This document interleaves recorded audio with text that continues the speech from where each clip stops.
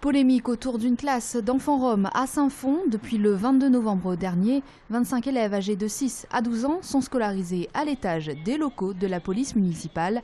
Les associations dénoncent une classe ghetto.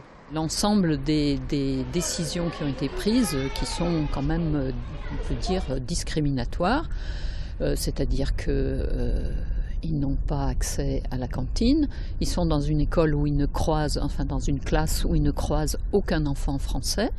Donc au niveau de la socialisation, c'est raté complètement. Faux, rétorque la mairie de Saint-Fond. Cette mesure, prise en accord avec la préfecture et l'inspection académique, répond à un manque de place dans les écoles de la ville. Je précise que ces enfants, ils sont inscrits à l'école Parmentier, ils ont des certificats de scolarité.